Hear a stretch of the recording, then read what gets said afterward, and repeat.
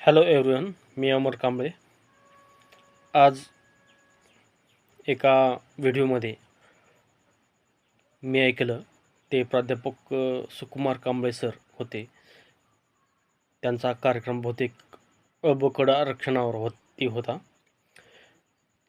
त्यांचं म्हणणं त्या भाषणामध्ये आणि त्यांनी जी पहिल्या सुरू आरक्षणाचं अबकड झालं पाहिजे हे समर्थन का म्हणल्यानंतर त्यांनी जे वक्तव्य केलं होतं ते आणि आजचं जे ऐकलेलं भाषण आहे ते यात खूप तफावत वाटते.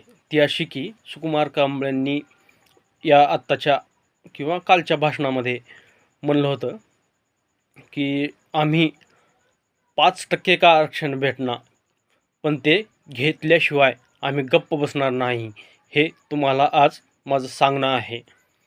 आणि त्यांच्या बोलण्यात त्यांची फेस रीडिंग केल्यानंतरसुद्धा त्यांचं बोलणं हे खरोखरच योग्य आहे असं वाटत होतं.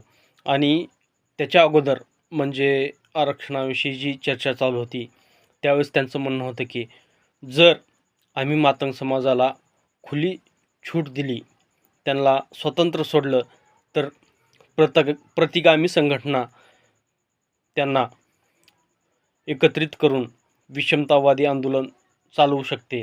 आणि जे डॉक्टर बाबासाहेब आंबेडकरांनी आरक्षण 13% दिलेलं आहे SC समाजाला महाराष्ट्रामध्ये, त्यासाठी मातंग समाज विरोधात जाईल आणि अबकडची मागणी करेल आणि विचारधारेचा स्वीकार करेल. ज्या संघटनांची विषमतावादी आणि वर्णव्यवस्थेवर जी विचारधारा आहे त्याचं मातंग समाज समर्थन करेल. त्यामुळे आम्हाला अबकडच्या आरक्षणामध्ये उतरलं पाहिजे. मित्रहो, मी अजिंक्य चांदणेसोबत ही चर्चा केली. त्यांना मी आन्सरसुद्धा पाठवलं की सर असं या गोष्टी अयोग्य नाहीत. त्यांना मी उत्तर दिलं. ते म्हणत होते की आपल्याला आरक्षणासाठीच झगडायचं आहे आणि 13%साठीच हा माझा आंदोलनाचा एक विचार आहे आणि ते मी आंदोलन करणार.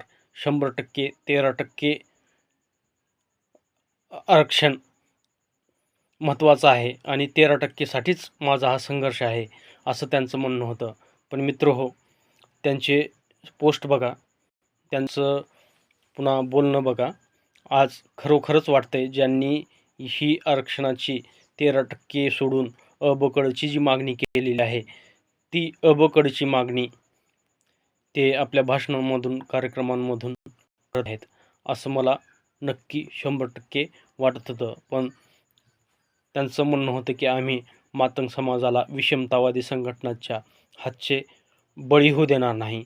पण सध्या जर त्यांचे आणि सुकुमार कांबळे सरांचे जर भाषणं तुम्ही ऐकलो तर खरंच आता ते या गोष्टी म्हणत 13%मध्ये अबकड करण्यासाठी समर्थन देत आहेत की काय असं वाटत आहे.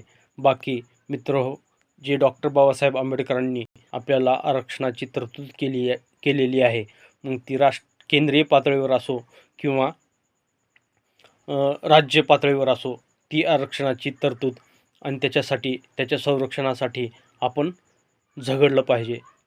DPIचे अध्यक्ष सुकुमार कांबळे आणि त्यांचे प्रदेशाध्यक्ष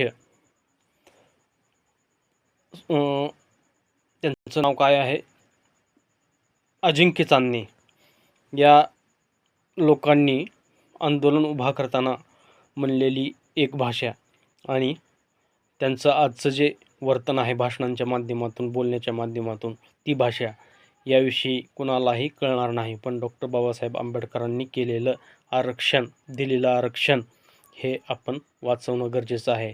अन्यथा आपली पुढची पिढी आपल्याला माफ करणार नाही. धन्यवाद. जय भीम.